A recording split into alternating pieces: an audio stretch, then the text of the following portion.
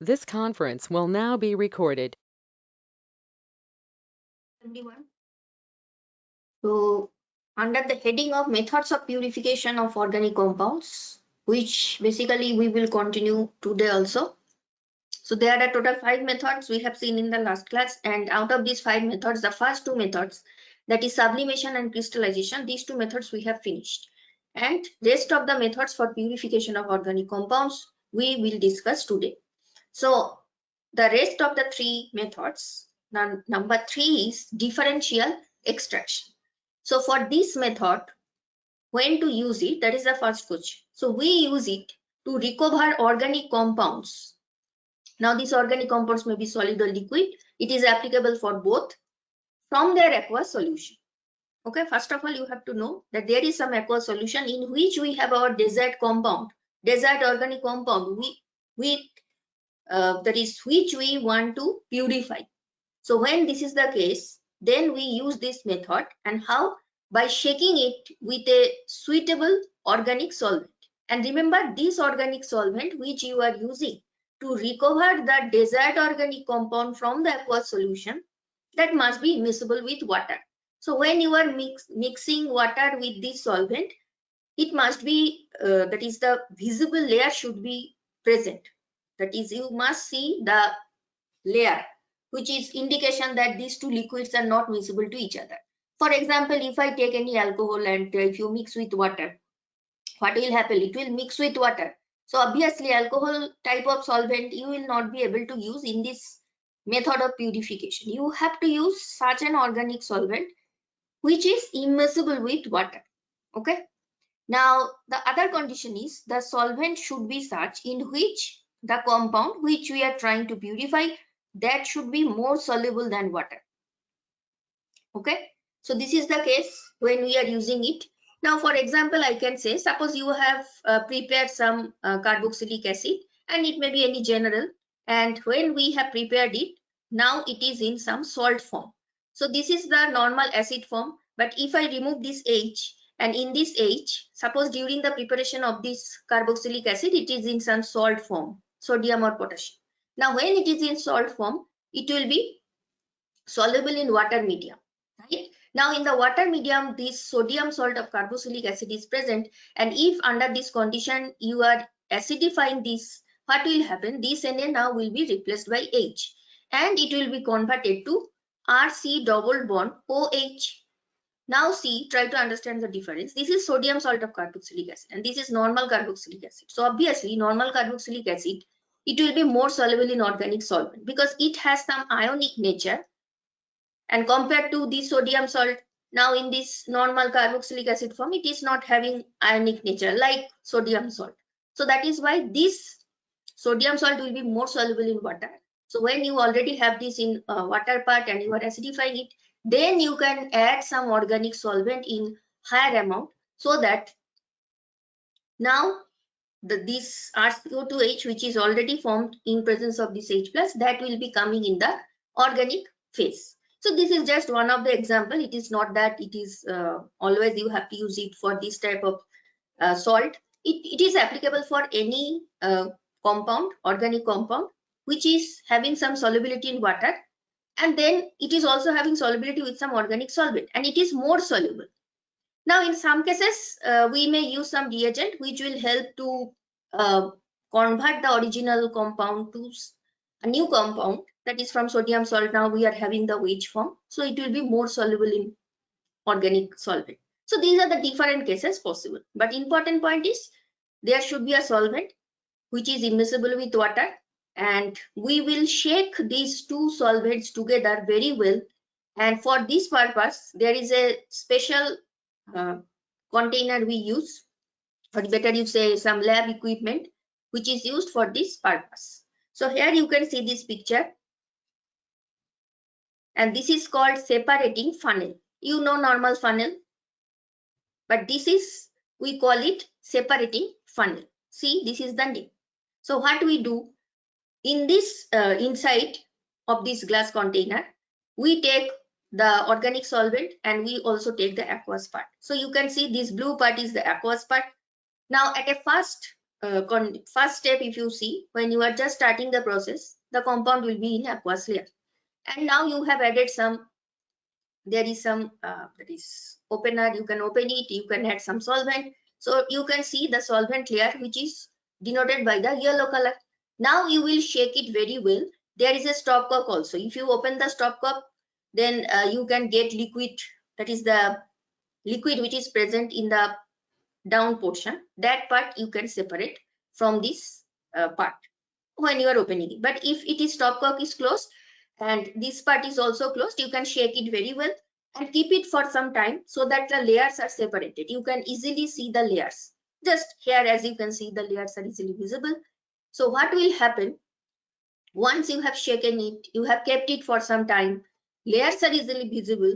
Now the organic compound will be coming in the solvent part, and aqueous layer, you can see some color change. So this type of color difference will be observed.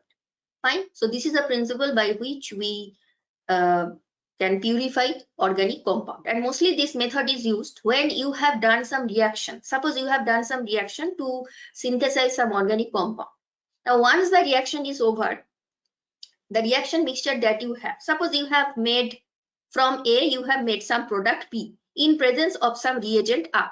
Now obviously with P, when the reaction is already complete, P is not in pure form. There will be some unnecessary X, Y, Z, suppose something like this. So you have to remove this unnecessary part or undesired part. So what we do, once the reaction is over, the left out part of the reaction, which we call reaction mixture, in short I am writing it as RM. So the reaction mixture we take in separating funnel, and then depending on whether in the reaction medium there is already some organic solvent or there is some aqueous part, it may vary depending on what type of reaction you are doing. Whatever it is, we will add some extra organic solvent, which will be the actual solvent for that we are using for differential extraction purpose. It may be that there is already some solvent present in the reaction mixture, but that is in very less amount. In higher amount, you will have to add some organic solvent, which will be mainly used for this differential extraction purpose. Now, this is one case. Sometimes it may also happen that you have some water soluble impurity. So in this case, as I have said, you have done suppose some reaction. This is your actual desired product, and there is some undesired product, and this impurity or undesired part, it may be that it is water soluble. Then what you can do, you can take this whole quantity in the separating funnel, and as you know that P is more soluble in organic solvent, and X and Y is more soluble in aqueous part. So now after shaking with both these part, that is water part as well as some organic solvent, keep it for some time, and then in the water part your impurity will be present, which you can remove by opening the stopcock, and inside this separating funnel only the desired part will be remaining. Okay, so this is another case when we can employ this method. Now the next question important, that what are the type of solvent we use for this case, for this purification process? Ether. So when I'm saying that is only ether, by default it means diethyl ether. That means ethyl group, then oxygen, then ethyl. Then ethyl acetate, which is ester. Then we can use dichloromethane, that is the formula is CH2Cl2. That is, this is a derivative of methane. Methane is CH4. But if you remove 2 of this hydrogen with 2 chlorine, it will be dichloromethane. Similarly, if you replace 3 hydrogen with 3 chlorine, you will get chloroform. So you can see these are the some chlorine containing solvent which are commonly used as solvent in differential extraction. Fine.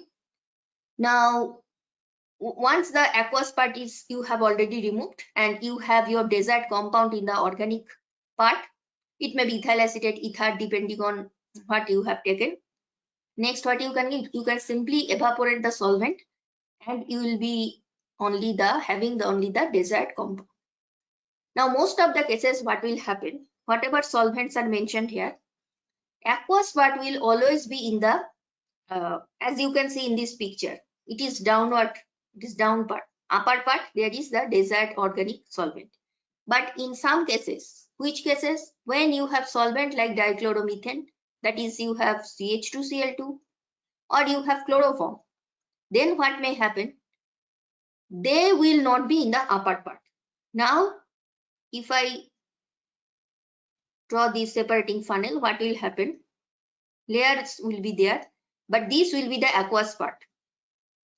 Aqueous part will be the upper side, and the organic part that will be below.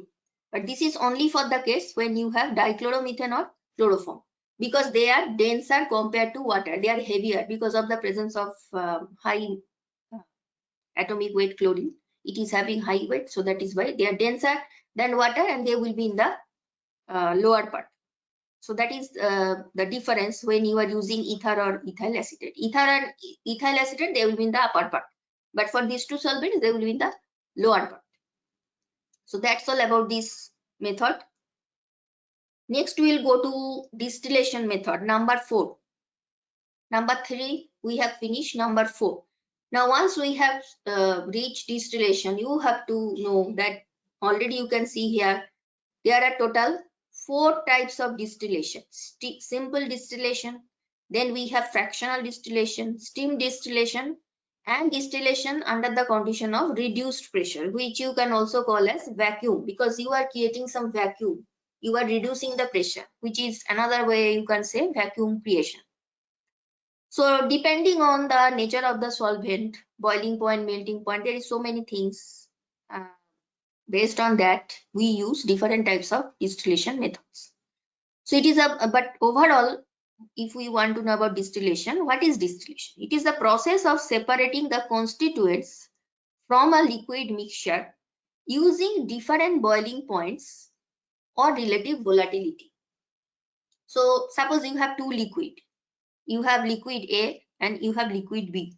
Now these two liquids, when they are having some boiling point difference, suppose their boiling point is different by 2 or 3 degrees centigrade. No, that will not, you cannot take that mixture. There must be some difference, or there must be some relative volatility. Now when any compound is having lower boiling point, that means its vapor pressure will be high, so its volatility will be high. And when boiling point is high, then it will be less volatile. So depending on which one is more volatile, so if A is low boiling point, that is compared to B, if it is low boiling point, that means it will be more volatile. So depending on different types of boiling point, or you can say difference in boiling point or relative volatility, we can separate this. So this is the condition. There must be some boiling point difference.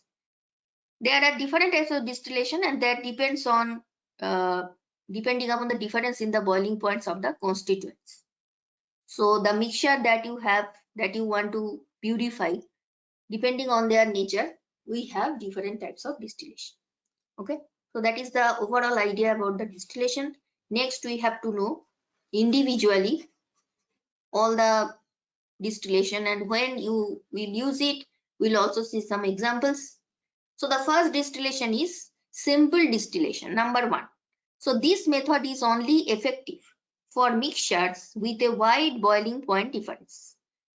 Now, when I'm saying wide, it is around 25 degree centigrade difference, or maybe more than that. Another condition that must be fulfilled: do not decompose under ordinary pressure, because we are doing this distillation under normal pressure. So suppose when during the distillation, if there is a tendency for the compound to decompose, it will not serve the purpose. So that condition also must be fulfilled. And in the example, you can see, suppose you have nitrobenzene having 211 degree centigrade boiling point and mixture of benzene. So nitrobenzene and benzene together 80 degree 211, huge difference, right? So you can use this a simple distillation. Then suppose you have mixture of ether, very low boiling point, with ethyl alcohol around 80 degree. So these also you can use for, that is by simple distillation, you can separate these two. So when you have taken mixture of ether and ethyl alcohol, obviously ether, which is less volatile, that will be, that it will reach the boiling point, so, and that will be coming fast. So when once you see the picture, it will be clear to you. So see, this is the picture. Here, look at this picture carefully. So we have taken the mixture here. So suppose here we have A and B, both. Now A and B, there must be some boiling point difference. That is the condition, and the difference must be 25 degrees centigrade or more than that. Then you are heating it with a burner. Vapors are generated. This is called distillating flask. And there is some cork. Through the cork, there is a hole, and this distillation adapter is placed. So vapors will be coming here. From the thermometer, you can also see the temperature during the process, and this vapor will come inside the condenser. So from the term you can understand, it will help to condense the vapor, because here you have some inlet and there is some outlet.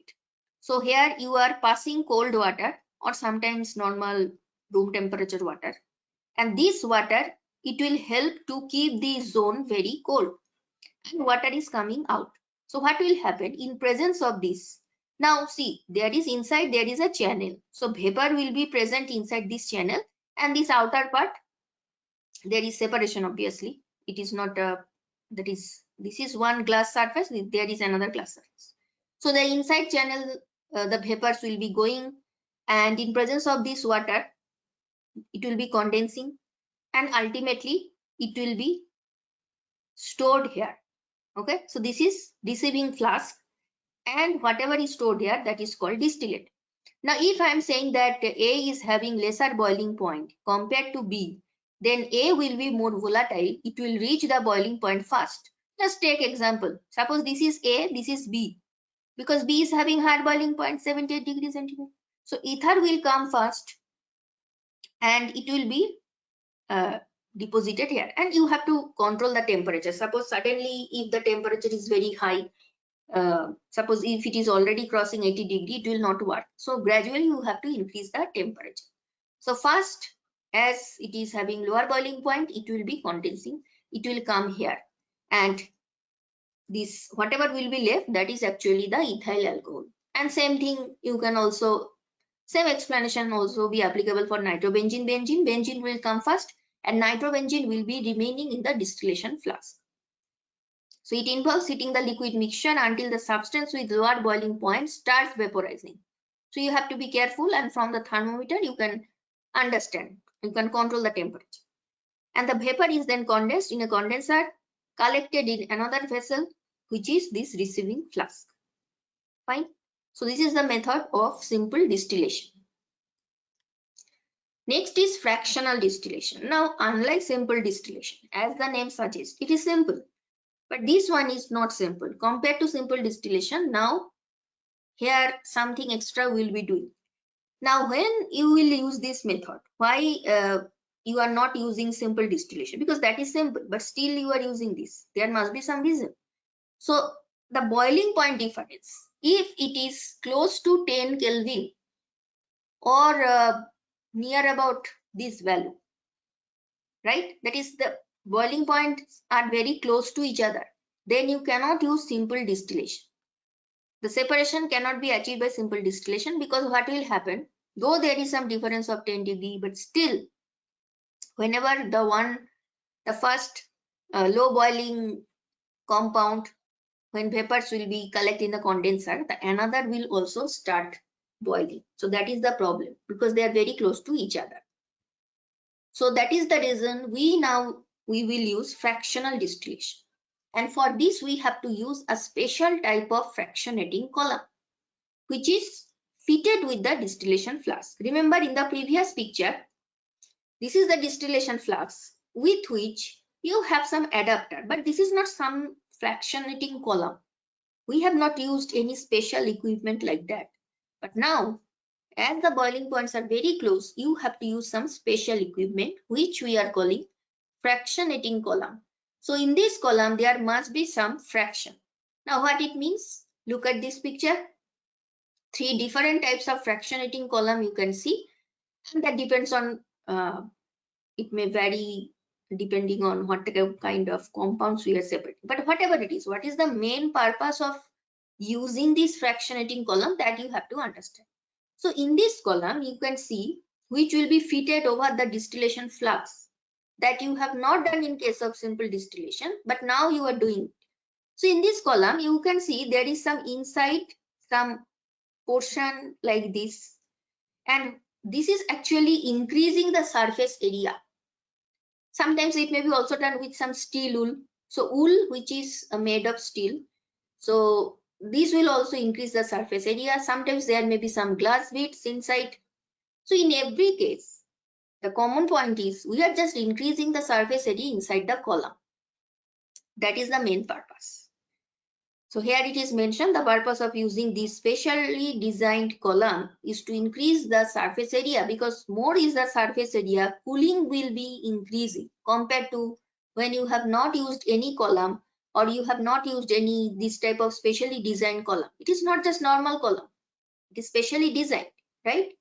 Just to increase the surface area, because if that surface area is increasing, that means cooling surface area is on increase. And it also provides obstruction to the ascending vapor. So whatever vapor will be ascending from the distillation flask, it will face some obstruction. It will not be very easy for it. So whenever it will face some obstruction, the two liquids, that is the first liquid, it will take some time before to condense. And in this time, what will happen? The high boiling, that is the next liquid which is still in distillation flask, it will also be going inside the distillation flask. So we'll talk about the principle in the next slide. Right now just try to understand difference with simple distillation. So in simple distillation, this is your distillation flask, or you do not have any column. This is not column, this is simple adapter. But in the second case, when it is fractional distillation, this is your distillation flask, in which there is mixture of A plus B having difference of boiling point around 10 Kelvin, and we are using some fractionating column. See, here also we are using adapter, but unlike the previous case, this is adapter, this is distillation flux. But in between these two, now we have this extra part, which is fractionating column, and rest of the design as it is, right? So this is the difference with simple distillation. Now you can see some examples. Suppose you are distilling petroleum. Now petroleum, it is not any one compound. It is mixture of so many different types of hydrocarbon. For example, gasoline, kerosene oil, diesel oil, lubricating oil, and all these, their boiling points are close to each other. So whenever you are trying to separate different components of petroleum, some names you can see here, then you have to use this type of fractionating column containing distillation method. Then if you have mixture of acetone or methanol, you can see 65, the difference is around 10 Kelvin or 10 degrees centigrade, whatever. So that is why we have to use fractional distillation. Next, we will see what is the actual principle. So suppose we have two liquids, mixture of X, which is more volatile, that means lower BP, and Y, which is higher BP and less volatile, because volatility and boiling point, these two are reversed. Now what will happen when you are supplying heat, you are heating it, the mixture in the distillation flux, the vapors will be generated. They are mostly made up of more volatile liquid. So the vapors that will be generated, there will be vapor of both, though it will be slightly more with the liquid X because it is more volatile, right? Next point is vapors of Y condense more quickly, and that has to be because it is less volatile compared to that of X when they are going up in the fractionating column. So they are going up in the fractionating column, they are facing some obstruction, they are facing many cooling surface area. Now there will be some condensation, but which one will be condensed quickly? It is Y, not X, right? So as a result, the ascending vapors get richer in X, which is lower BP, and the liquid going down, that will be becoming richer in Y. So this method will continue for some time, and gradually as time passes, this ascending vapor will be richer and richer in X, and reverse for the other liquid. So this distillation and condensation process is repeated at each position in the fractionating column, because you have seen in the fractionating column there is some surface area like this, or sometimes there are some beads. So at each position, this process of distillation condensation process, it will be continuing. As a result of successive distillations, by the time the vapor reach the top of the column and escape into the condenser, because only when it is reaching the top of the column, just have a look in the previous picture. So when it is reaching at the top of the column, so this is the top of the column, now it can go here. So what will happen once these vapors are reaching this upper point? Now it is almost with X. There is no trace of Y. Okay, because it has already covered this path, and in doing so, Y is almost not present there. So whatever will be coming out here, it will be only X. Okay, not Y. So escape into the condenser, they consist mainly of the more volatile component, which is X. Similarly, after a series of successive distillation, the remaining liquid in the distillation flux, that is the left out part, that will be reached in Y. So this successive condensation and vaporization, this method is called theoretical plate, and commercially, that is, it is available in market. Columns with hundreds of theoretical plates are available. So though the picture that you have seen, that is a very small scale purpose in the laboratory, but for large scale purpose or industrial cases, when some large scale purifications are going on, so obviously a higher number of theoretical plates, it will be helpful when the amount of the mixture that you are purifying, when this amount is very high, then this type of high number of theoretical plates, that will help us. Okay. Now the next distillation after fractional distillation is steam distillation. So it is mentioned here steam. That means there must be some involvement of water. And when we use this steam distillation, it is only for sensitive materials, sensitive organic compounds, and mostly the sensitive organic compounds are natural aromatic compounds. What happens? Why they are sensitive? First of all, their boiling points are not very high, and maybe that they are if you heat them at very high temperature, there is a chance of decomposition also. But the important point for which that is the important criteria for that must be maintained if you want to do steam distillation of some compound, it must be steam volatile. Okay, that means with steam, that is in presence of steam, it must be volatile in nature. Then only steam distillation is possible. And obviously it should not be miscible with water, because if it is miscible with water, the purpose will not be fulfilled. It must be immiscible. And obviously chemically inert to water, because if it is having some reaction with water, again there will be some new compound generation that we do not want. So these are the conditions that must be fulfilled. First of all, it is for sensitive materials, right? Then it must be steam volatile. Otherwise, how we will do steam distillation? In presence of steam, the compound should be volatile in nature. Then it should be immiscible with water and chemically inert to water. Now, when we have this mixture of two immiscible liquids, suppose water and some organic liquid you have taken, and you are heating it and agitate it, then what will happen? The surface of each liquid exerts its own vapor pressure. So this is in general, that is, we are not talking about distillation. Suppose you have a mixture of any two immiscible liquids. Just forget about distillation for some time and think about a mixture containing two immiscible liquids, water and organic liquid. You are heating it, agitating it. Then what will happen? The surface of each liquid will exert its own vapor pressure, because each compound is having its unique vapor pressure. So water is having its own vapor pressure. The compound that is mixed with water, that is having its own vapor pressure. Okay.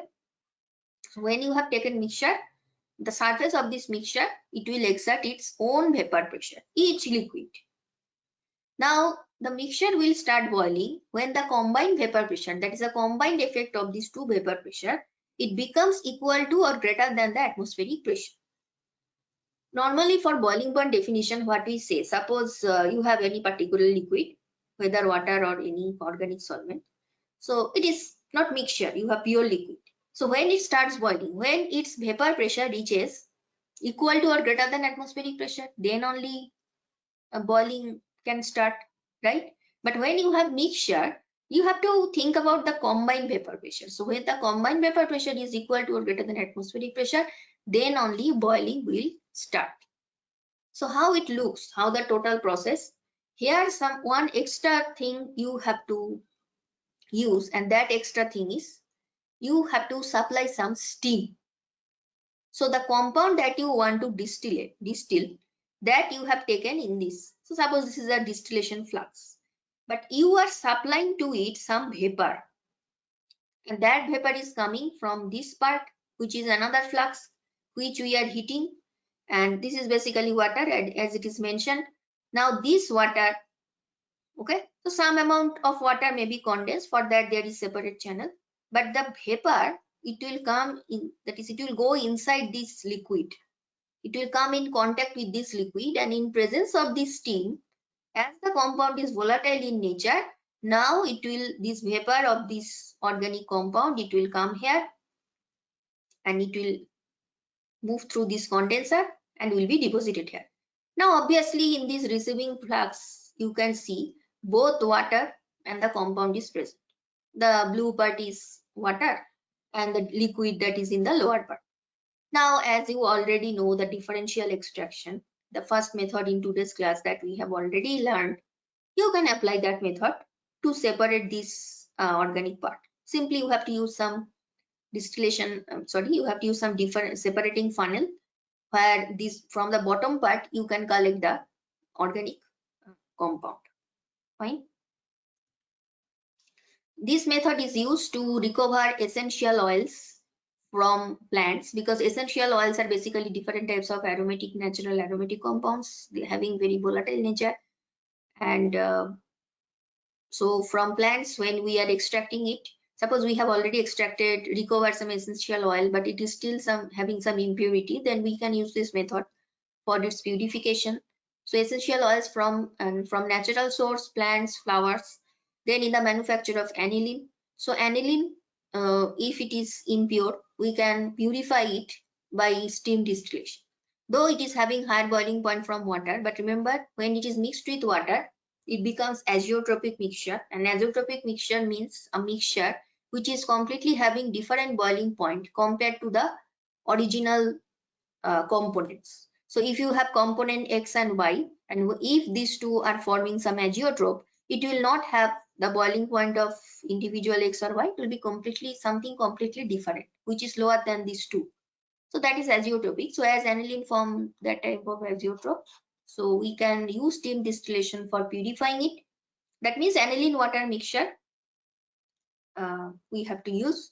Then separation of orthonitrophenol from paranitrophenol. Now what happens when you have orthonitrophenol, that is OH, I am writing it in this way, and if you have nitro group here, now what will happen? This type of intramolecular hydrogen bonding is possible. But when it is para, OH group and NO2 groups are not close to each other, intramolecular hydrogen bonding not possible, but intermolecular hydrogen bonding possible. So that is the reason orthonitrophenol, it is already having lower boiling point and melting point compared to para. So if you have mixture of orthonitrophenol and paranitrophenol, and then if you are using steam distillation method, what will happen? In the distillation flux, only the compound which is not steam volatile. Paranitrophenol is steam not steam volatile. So it will be already, that is, it will not pass through this condenser, it will be remaining here, but the orthonitrophenol, that will be deposited in the receiving flux along with water, obviously, but that you can separate by separating funnel. That is not the problem. But you can remove orthonitrophenol from the mixture of orthonitro mixture. Then for bromobenzene, nitrobenzene, turpentine oil, so these are the different examples. Fine. Next distillation method, it is the last distillation method, number 4 basically, under reduced pressure, or you can say vacuum distillation. Now when suppose a particular compound has certain boiling point, now when you are reducing the pressure over this compound, then boiling point that will also decrease, and that is very expecting, we can expect that. But because why? Because boiling point means what? From liquid state, it is going to gaseous state, right? So it is obstructed by pressure, like the upper pressure on the surface. But if that pressure you have already reduced, the molecules from the surface area, from liquid phase to vapor phase, they can easily go. So that is why when you are reducing the pressure, boiling point also decreases. Now, why we are doing this specially under special condition of reduced pressure? Why we are doing distillation? Because sometimes it may happen that the liquid that you are distilling, you are trying to purify by distillation, or you have some mixture where both are having very high boiling point, though there is some difference, but still they are very high boiling point. Then you have to apply very large amount of heat, which is not very good thing, because sometimes the compounds may decompose at high temperature. So sometimes there are some compounds, when it reaches its boiling point, or suppose some temperature close to its boiling point, just before boiling will start, it can decompose at high temperature. So that is the problem. You cannot use very high temperature in some cases. So then we have to use reduced pressure condition, because when it is reduced pressure, the high boiling point value, now it will be reduced also. So for purification of high boiling liquids, and for those liquids where there is a tendency for decomposition at or below, that is near boiling point value, it may decompose. Then you have to use this type of vacuum distillation. A liquid, we know that in general, just we are talking about boiling point and vapor pressure. A liquid boils when it boils, when its vapor pressure becomes equal to the external pressure, that is the atmospheric pressure, right? And if the pressure, and that is external pressure, that is a normal pressure, you have not changed any pressure. But suppose intentionally, if we, the pressure acting on it, if we are reducing it by some method, then it will start boiling at lower temperature. So boiling point value, as if now it is lower. So what will happen? In this way, we can avoid decomposition in those cases where there is a chance of decomposition. And also, even if there is no decomposition, suppose some liquid is having very high boiling point, like 250 or around value around it, then obviously by vacuum, creating vacuum, if by applying very low temperature, if we can separate it, then it is good. We don't have to use very high temperature. So that is why also vacuum distillation is good. So here you can see everything is same, just like normal distillation, but only difference is now you have to generate some vacuum inside this whole system, because in this whole system is basically airtight. Everywhere there is some cork placed. But so that is why if you are creating some vacuum by some manometer or special equipment, some vacuum, and how much pressure you will reduce, that you can control, and that depends on the boiling point, how much temperature, that is how much lower temperature you want, depending on so many things, we can generate the pressure, and rest of the thing as it is, there is no difference.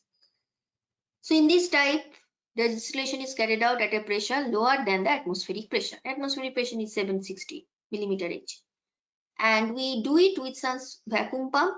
And how much, that is C, as minimum 0.1 millimeter Hg. That value also we can reach. This is very low value compared to atmospheric pressure, right? But this order of value also we can reach if it is required. For example, glycerol, which decomposes at its boiling point. See, the value is greater than 250 degrees centigrade. But even if you, that is decomposition part, even if you ignore, then also this type of high temperature, it is really problematic. And also not just high temperature, even if you reach this high temperature, but what will happen? It will decompose.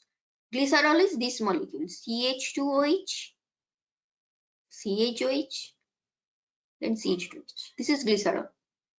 So when you are trying to purify it, we use vacuum distillation, because now you can reduce the boiling point from 290. Now you can do it at 180 degrees centigrade, and the pressure is 12 millimeter Hg. So we have reduced from 760 to 12. It is very high difference, right? So from 290 Now we have lowered it to 180 degrees. So simply if you apply heat, when in the thermometer you can check when it will reach 180 degree at this pressure, we can get pure glycerol. So distillation method is complete, and now fifth one, just we will quickly brush up. So first method we have seen, it is sublimation. Then the next method we have seen, it is crystallization. The third method we have seen, it is differential extraction, right? Then the fourth method we have seen, distillation. Now we have reached the fifth method of purification of organic compounds, and that we are calling as chromatography. So as the name suggests, chrome, so it is having some relationship with color. There must be some color, visible color, something like that, right?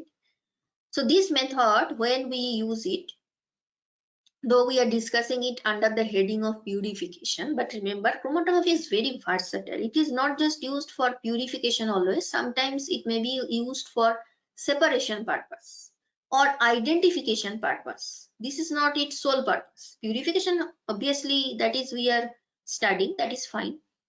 But and if you want to know the difference between purification and separation, just let me tell you. Suppose you have mixture of A, B, and also I am adding one more subcomponent substance, which is C. Now among these, suppose this is your desert compound, and these two are present in minor quantities because they are impurity. So what you will do, you can use this method for purification of B. But suppose you are using separation. Now when it is separation, suppose all of these three compounds you need. It is not that one compound you do not need, that is impurity. No, it is not like that. You need all of them in pure condition. So that is the difference with purification. Now you are just separating each of these compound, and now you will use the term separation. So this is separation. Purification, we know. What is identification? Identification is, suppose you have mixture of A, B, C, and you just want to know whether in this mixture C is present or not, or B is present or not. And you already know some property of C. Now from some chromatographic results, you can identify whether C is present in that or not. So this is a way of identification. Then characterization also. So characterization means if you want to know any of its property, okay, that also we can understand for chromatography. But here we have not studied it in detail. Chromatography, there is so many variety. Once you have little idea about it, then you will be getting the idea that when it is separation, when it is characterization, okay. But our important that is the heading under which we are discussing, it is purification. But separation, identification, characterization, everything is possible. Of the components of a mixture, now the mixture may be colored or it may be colorless. This is also a valuable method because you can do it for small quantity of mixture or sample. So what happens sometimes, suppose you have some mixture where one component is very costly or it is present in very small quantity, and there are some methods where small quantity, when you are dealing with small quantity, it will not work. You may lose the compound. Okay, that those methods are not suitable. Just take example of differential extraction. Yes, it is true that you can use some small sized separating funnel, but still it is very problematic. But in chromatography, what happens, even if it is small quantity, you can do separation, purification, etc. Okay, that is its beauty.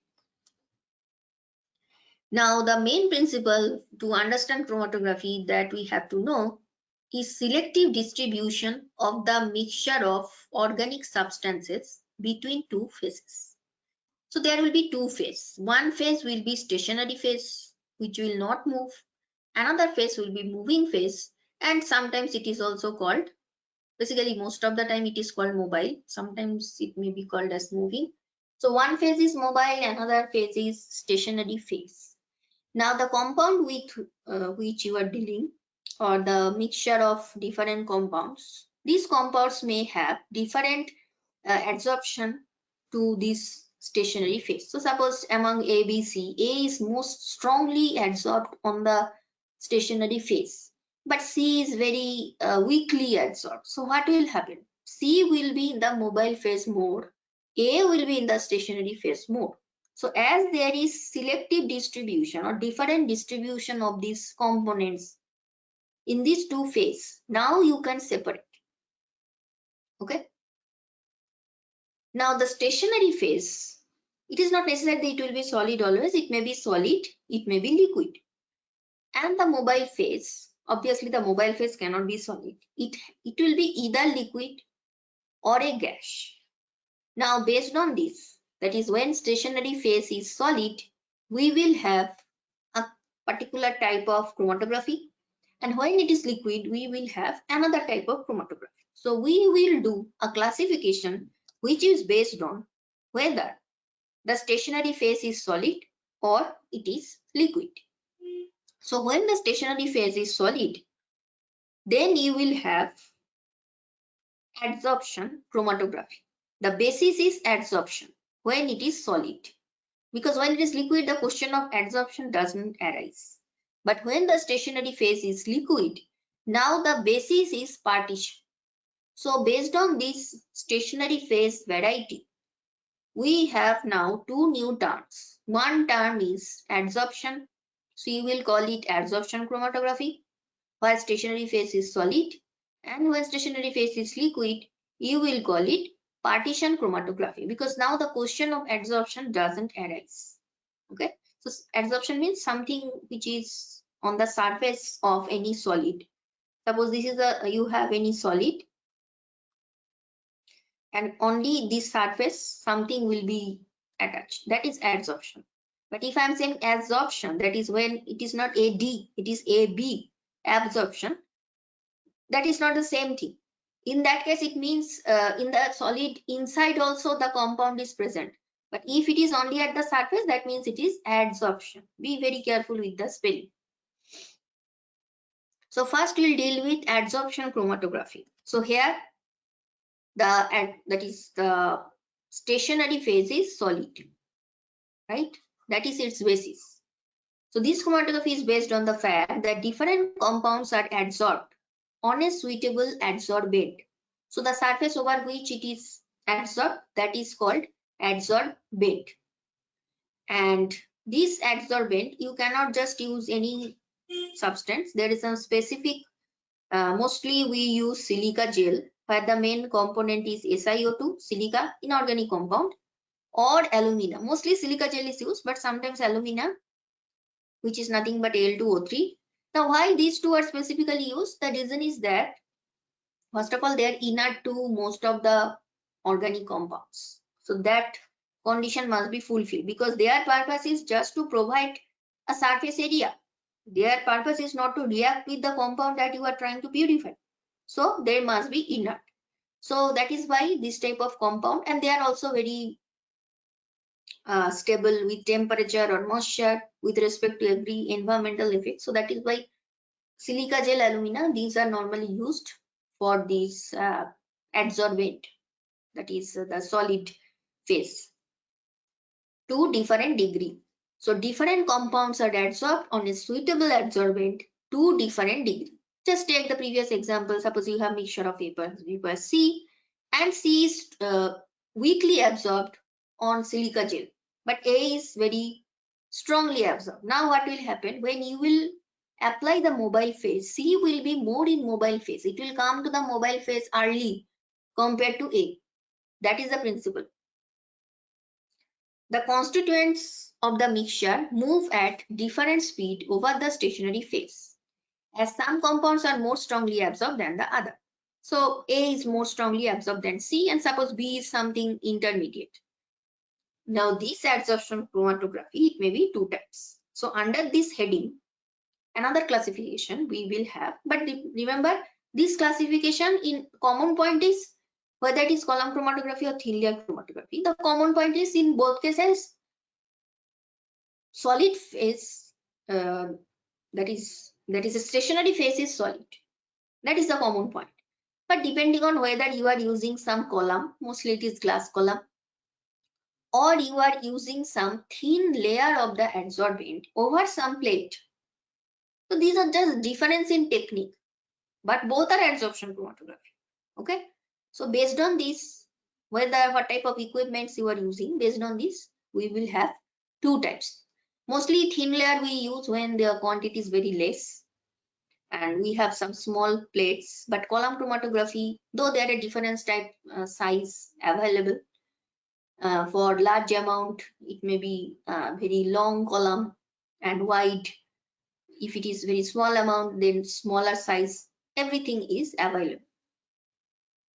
So first we'll deal with column chromatography. So here obviously mobile phase is solvent or a mixture of solvent. So mobile phase, as remember, as we have seen, mobile phase may be liquid and gas. But in our syllabus, gas is not required. In both cases, we will see whether it is adsorption chromatography or partition chromatography. We will only use liquid as the mobile phase, not gas. So mobile phase, it may be a solvent or a mixture of solvent, and we call it eluent. The least strongly adsorbed component of the mixture is eluted first. So for example, ABC, C will be eluted first, and the most strongly adsorbed component will be eluted last. That is the principle. So here we have this picture.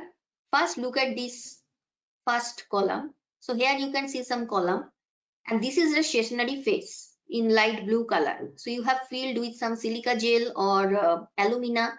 They are also not in dry state. They will be mixed with some solvent, and that may also vary depending on the what kind of mixture you are separating. And you have loaded the sample of ABC. Suppose the sample is, you have loaded A, B and C. Now you have poured some mobile phase. So you have poured some solvent or solvent mixture, and that is shown with this pink color. And the sample will start separating. So see here the mixed sample, it is shown by some dirty green color. But now after adding the mobile phase in pink color, now there is some separation happening. So only two colors are shown here. So just for simplification, suppose we have only A and C, not B. So this A and C, this light greenish blue, that is coming first. So that means this will be C, this will be A. And in the next picture, as you can see, so first when you will be passing mobile phase, C is still in this position. So whatever you will get, it is still mobile phase. C is not reached at this position yet. So the color you can see here, whatever you are collecting in the test tube, mostly it is done. That will be simply the solvent. Then C is gradually coming down and down. C is here. A is also moved from this position. Now it is here. Stronger interaction, weaker interaction. And here it is mentioned resolved bands. Now see the gap between the band of A and C gradually increasing. Now C already reached here, and C, whatever we are getting when you will open this top cup, it is having same color of C, and this is A. Now already all the C you have collected here. Next A will be coming. So you have to continue adding this mobile phase. So in this way separation will be happening. So here for simplicity we have taken only in a mixture of A and C, but that is not necessary. And also remember this A and C, as we are collecting, so here you have only C, here you have A. So in this way you can separate also. It is not that always you are removing impurity. Sometimes both compounds may be important, you can separate also, right? So this is a picture, but actual laboratory, how it looks, if you want to see, it will be something like this.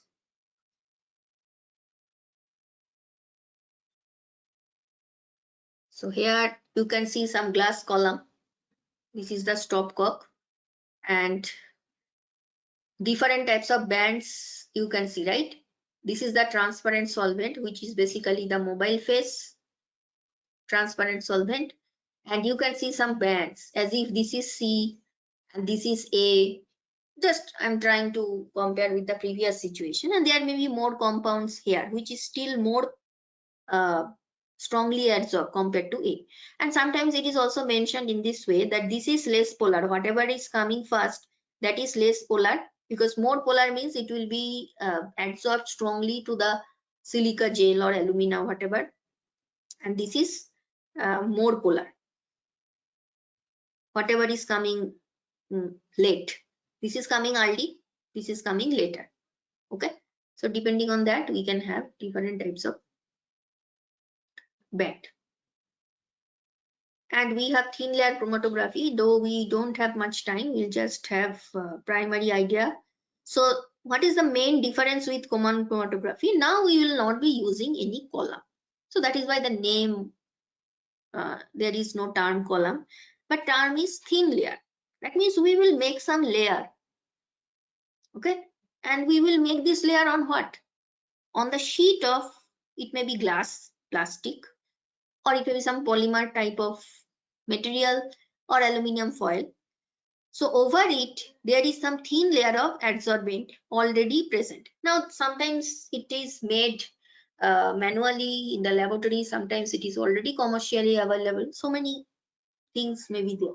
So when it is on the glass, normally we make it in the laboratory, but if it is on the aluminum foil surface or polymer or plastic, it is already available in the market. And this is called chromoplate or thin layer chromatography plate. So this is the main difference with column chromatography. And another important point is minute quantity of mixture also you can separate.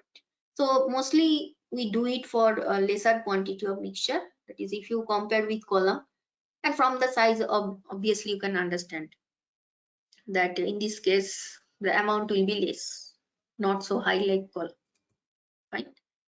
So we first of all we make this plate, and then when it is dried, a drop of mixture which you are trying to separate just above one edge, and the plate is then placed in a closed jar which is containing the mobile phase. So it looks something like this. Okay, so step 1, you have made the plate, you have placed the spot, and whatever you have solvent you are using, which is the mobile phase, you have dipped it. But remember, when you are dipping it, the level should be lower than the spot. Okay, so details of this we'll discuss in the next class.